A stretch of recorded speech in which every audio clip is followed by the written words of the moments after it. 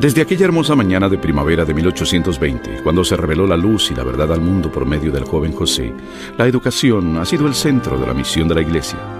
El Evangelio restaurado tiene el deber de enseñar al mundo los mandamientos y doctrinas de un Padre Celestial amoroso y de su Hijo, Jesucristo. Cada año, cientos de miles de estudiantes aprenden estas doctrinas y mandamientos de maestros que, con fe y dedicación, bendicen las vidas de las generaciones por venir. Esta es una breve historia del sistema educativo de la Iglesia. Ya desde junio de 1832 existía apremio con respecto a la educación en la Iglesia. Una cita en la primera edición del Evening and the Morning Star fomentaba un nuevo tipo de escuela. Los discípulos no deben demorar la preparación de escuelas para sus hijos para que se les enseñe como plazca al Señor y se les guíe en el sendero de la santidad. Parley P. Pratt fue encargado de presidir una de tales escuelas en el condado de Jackson. Esta clase, con unos 60 alumnos, se reunía una vez a la semana para recibir instrucción al aire libre, bajo algunos árboles, en un lugar aislado. Para asistir a esa escuela, yo tenía que viajar a pie, a veces descalzo, casi 10 kilómetros. Se ponía especial énfasis en la educación de los jóvenes santos de los últimos días. Después de la adoración de nuestro Dios, valorábamos la educación de nuestros hijos y de la nueva generación. Luego de que los santos se mudaron a Utah después del martirio del profeta José Smith, Brigham Young volvió a poner énfasis en la educación. Apenas 3 meses de la llegada de los santos al Valle del Lago Salado, el presidente Young estableció escuelas comunitarias o de barrio. Estas escuelas prosperaron entre 1847 y 1875.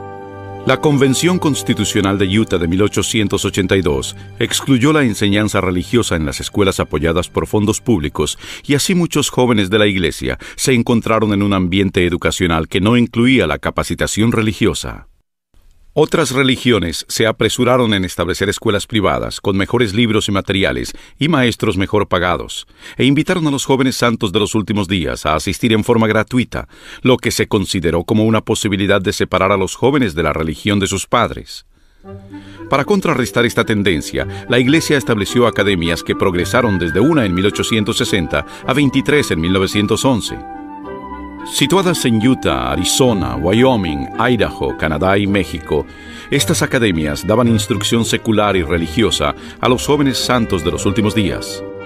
Aun cuando gozaron de éxito, estas academias nunca pudieron servir adecuadamente a la gran cantidad de jóvenes de la Iglesia, por lo que muchos siguieron inscritos en instituciones públicas o en algunas privadas. Se tomaron medidas adicionales para dar educación religiosa. En una carta fechada 25 de octubre de 1890 a las mesas educativas de las estacas, la primera presidencia, con Wilford Woodruff como presidente, estableció los planes para lo que un día sería el programa de seminario. Sugerimos que en cada barrio donde no se haya establecido una escuela de la Iglesia, un hermano o una hermana, bien adaptados para una posición de tal responsabilidad por su inteligencia y devoción, como también por su amor a los jóvenes, sea llamado, como en una misión, por el obispo, luego de consultar con el presidente de la estaca para establecer una escuela en la cual se enseñen los primeros principios del Evangelio, historia de la Iglesia y temas análogos. Se deben hacer esfuerzos enérgicos para obtener la completa cooperación de los padres, porque sin la ayuda de ellos, la escuela fracasará con respecto al objetivo de su creación. En 1911 se llamó a Joseph F. Merrill como consejero del presidente Frank Taylor de la estaca Granite, con el deber de apoyar la educación en la estaca. Durante sus noches de hogar, la hermana Merrill relataba historias de la Biblia y del Libro de Mormón. Cuando le preguntó a su esposa dónde había aprendido esas historias, ella explicó que en la clase de teología de James E. Talmage en la Academia Salt Lake. El presidente Merrill consideró que la juventud se beneficiaría si se le enseñaban las Escrituras en un ambiente formal y propuso que se enseñara sobre los libros canónicos donde se autorizara a los alumnos salir de la escuela para tener una clase todos los días. Su propuesta resultó en el edificio para el seminario Granite en 1912 con 70 alumnos ese primer año. La idea de seminario se extendió y las estacas obtuvieron autorización de muchas escuelas para tener tiempo libre para la instrucción religiosa y se levantaron pequeños edificios para seminarios. Para 1918, solo a 6 años de su comienzo, había 13 seminarios con un total de 1.500 alumnos inscritos.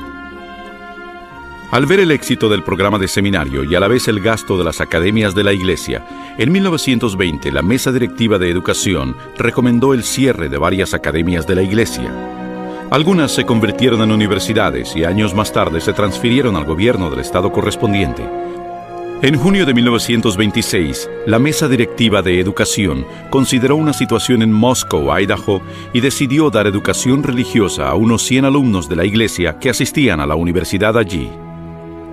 Se pidió a la primera presidencia encontrar la forma de proveer de un edificio cómodo para la instrucción.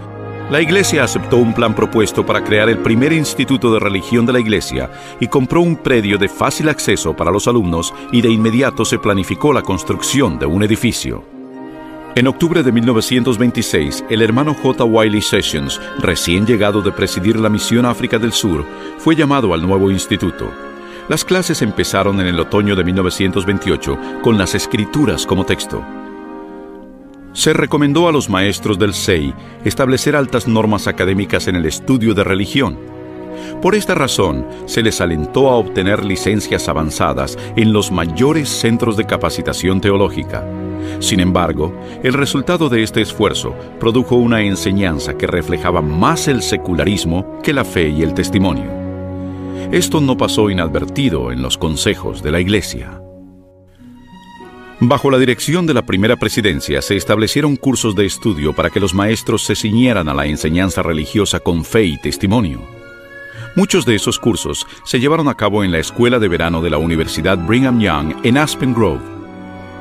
Aquí, en agosto de 1938, el presidente J. Reuben Clark dio un discurso histórico conocido como el curso trazado por la Iglesia en la educación. Su discurso a esos educadores religiosos se convertiría en un faro en la educación de la Iglesia y se mantiene hoy día como una guía de autoridad para todos los maestros de seminario y de instituto. Como lo he dicho antes, debo decir algo en cuanto a la educación religiosa de la juventud de la Iglesia. Juntaré lo que tengo que decir bajo 2 encabezados generales: el alumno y el maestro. Hablaré muy francamente, pues ya hemos superado la etapa de hablar con palabras ambiguas y frases veladas.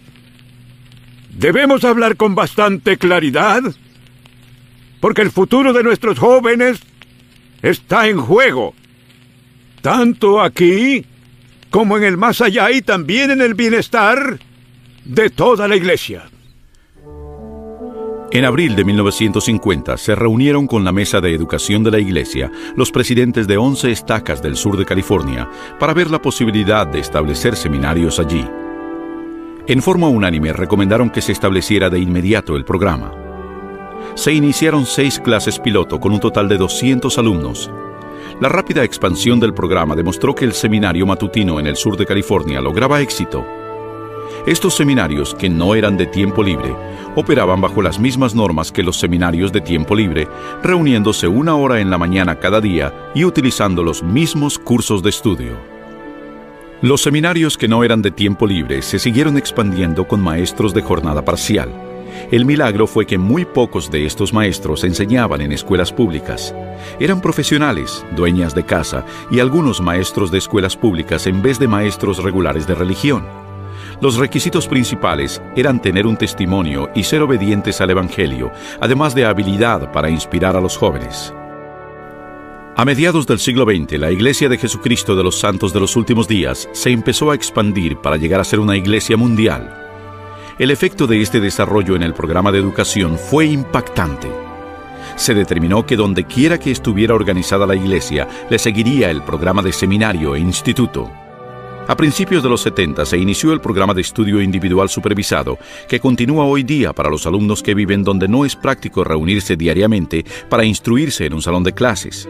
Desde sus humildes comienzos, la influencia del sistema educativo de la Iglesia continúa aumentando.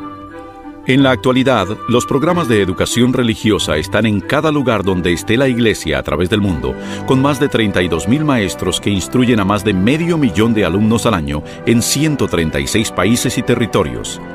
Ya sea en instituto, seminario de tiempo libre, matutino o supervisado, la juventud santo de los últimos días recibe la oportunidad de estudiar el Evangelio y aumentar su fe en el Salvador Jesucristo. El sistema educativo de la Iglesia se esfuerza por ayudar a la persona, a la familia y a los líderes del sacerdocio a cumplir la misión de la Iglesia, invitar a todos a venir a Cristo y a perfeccionarse en Él. Todos aquellos a quienes se pide enseñar o aprender en el sistema educativo de la Iglesia pasan a formar parte de esta gran misión.